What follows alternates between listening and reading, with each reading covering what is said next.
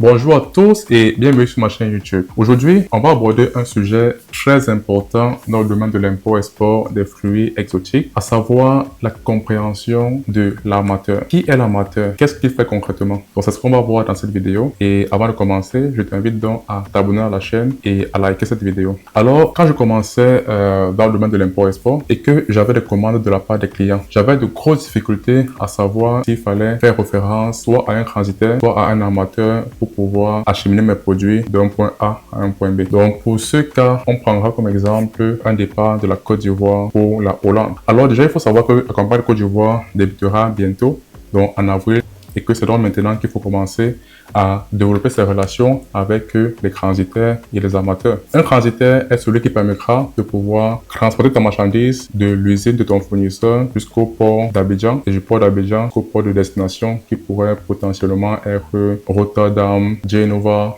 Marseille. Par contre, l'armateur est l'entreprise qui possède les navires qui vont donc pouvoir transporter vos conteneurs. Donc l'armateur est le propriétaire du navire qui vend des places et ces places en fait sont les conteneurs que toi tu vas devoir faire arriver chez ton client. Donc là en fait on a la définition concrète de ce que c'est qu'un armateur. Et je tiens à préciser qu'il est vraiment difficile de travailler directement avec un armateur lorsque le port est très éloigné de la zone de production. Après avoir défini qu'est-ce qu'un armateur, il est important de comprendre qui sont les géants du transport Côte d'Ivoire. Mais avant cela, il faudrait déjà savoir comment est-ce qu'on procède pour pouvoir déterminer un bon armateur.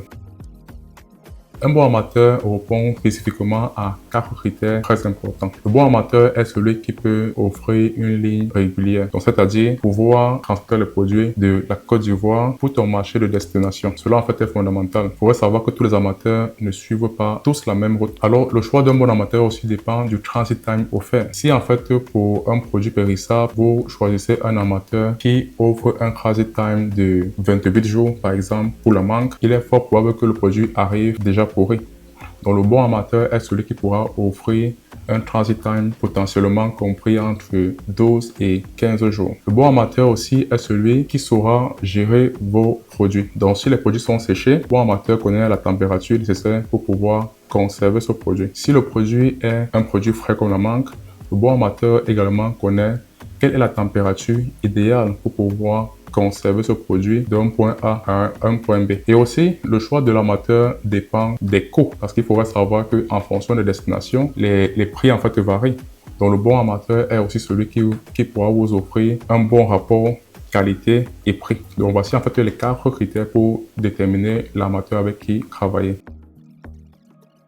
Alors en Côte d'Ivoire, il existe principalement 4 armateurs. La liste n'est pas exhaustive, mais ces 4 sont ceux que je vois fréquemment. Donc, on a MSC, Semacegem, on a Hapag-Lloyd et on a One.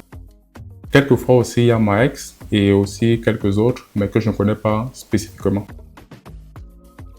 Comme conseil à donner à tout débutant dans le domaine de l'import-export, le sujet n'est pas de faire référence directement à un armateur, mais de passer plutôt par un transitaire, car c'est lui qui pourra en fait vraiment créer le bon lien entre vous et l'armateur et ainsi pouvoir acheminer vos produits de la Côte d'Ivoire pour les marchés européens. À présent, nous sommes à la fin de cette vidéo. Si le contenu pour toi a été bénéfique, je t'invite à t'abonner à la chaîne. À défaut, tu peux également la partager à une personne qui est dans ce domaine, qui encore se cherche, ne sait pas comment faire pour pouvoir acheminer ses produits. Donc, si c'est le cas, partage cette vidéo. Et aussi, si tu es intéressé, tu peux bien laisser un commentaire sur un sujet que tu aimerais que je puisse traiter prochainement.